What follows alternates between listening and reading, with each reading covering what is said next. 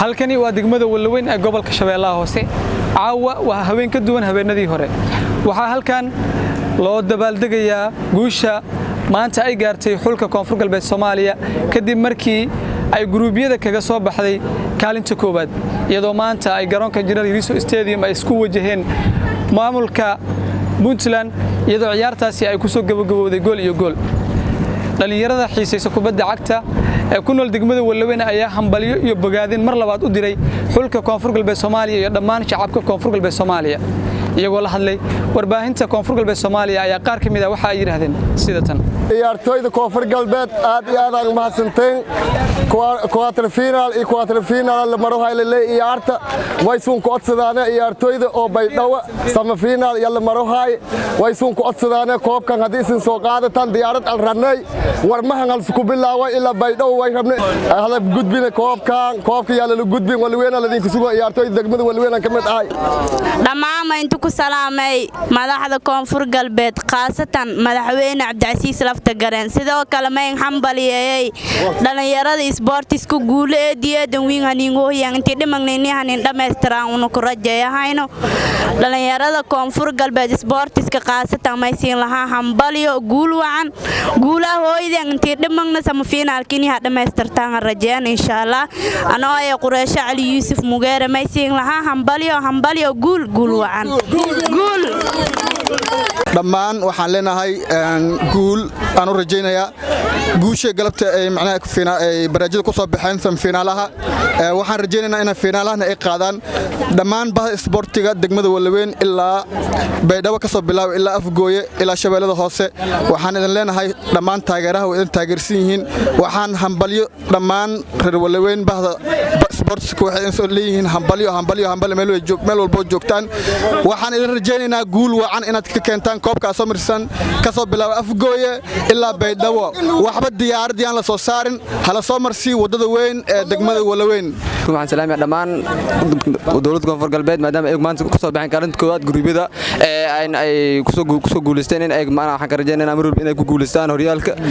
oo Koonfur Galbeed si ay maanta ugu soo baxeen guruubyada quarter finalka waxaan rajeynayaa guul lamaan hadii aynu nahay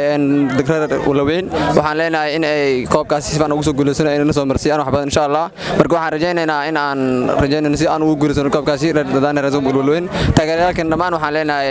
hambali Koonfur Galbeed hor u socod waan idin leenahay insha Allah dhammaan meelaha ay ku salaamoobay bahda sportiska Koonfur Galbeed insha Allah meeliya guul dhigeena gobolka Banaadir insha Allah ku guuleysadaan finaalahan ay ka dhiyaan hadii Ilaahay dhaho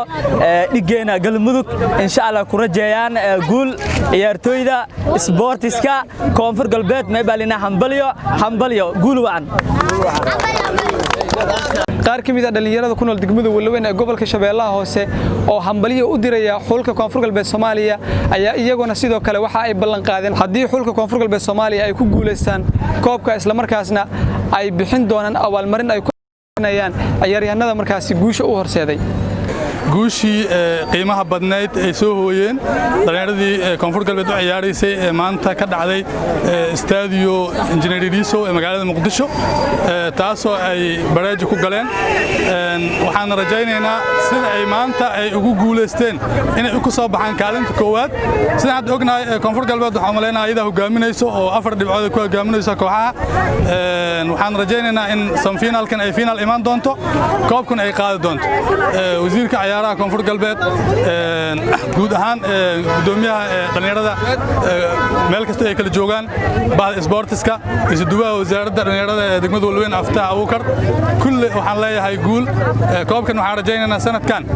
Muqdisho markii laga soo qaado ilaa Baydhabo in lagu geyn doono usan diyaarad korkeena ku marin degmada Walaweyn la soo marsiyo sida maanta aan Walaweyn ugu dabaaldegayno aan koobka la qaadina markii la qaado waxaan rajaynaynaa koobka Walaweyn loo keeno dhalinyarada Walaweyn ay ka qayb qaataan oo Baydhabo la wada geeyo waxaan leeyahay guud ahaan reer Koonfur Galbeed hambaliyo bada sportska waxaan leenahay meesha ka sii wada haddii dhalinyarada koonfur galbeed ay soo qaadaan koobka gobolada dowlad goboleedyada iyo gobolka banaadir ciyaaryahankii dhaliya ee koobka lagu qaado ee koonfur galbeed ku qaada gooshaas dhaliya waxaan abaalmarin oo qaaliya siin doonaa ciyaaryahankaas haddana dhalinyarada degmada Walaweyn ballanqaadkaasna waa samaynaynaa ciyaaryahankaas waxaan rajaynaynaa inuu noqdo ciyaaryahan oo magaca deegaanka iyo gobolka iyo guud ahaan sportska koonfur galbeed kor u qaado anagu sidaas darteed dhiirigelin oo samayn doonaa ciyaaryahankii dhaliya goosha koobka ee koonfur galbeed ku qaada haddii ilaahay u qadarin koonfur galbeed ay qaado abaalmarin guddoonsiin doonaa hadduu alla idmo saan oo kalena meeshan oo imaan doonaa magacaygu waa Xuseen Cusmaan Maxamed halkan ay hambal ku diraa koonfur galbeed oo maanta guul weyn isku daartay maadaama ay soo ambatay macna gruubyo isku batay hambal ay maamulka sportiska ciyaartooyda dhammaan inta macna juhdi iyo maskax iyo dhamaankii wada biiday ma barajayaan koobka ina koonfur galbeed lishaan dilaado insha Allah kulamada dhameeyna ma barajayaan ina guul iyo go'nimo ina daaraan dhammaan macna ma inka mahad noqo taageerayaasha oo zaid garoonka soo bandhigay xamaasadiyo aad iyo aad ay mahadsanayaan ma barajayaan koonfur galbeed sanadka macna sanad show ina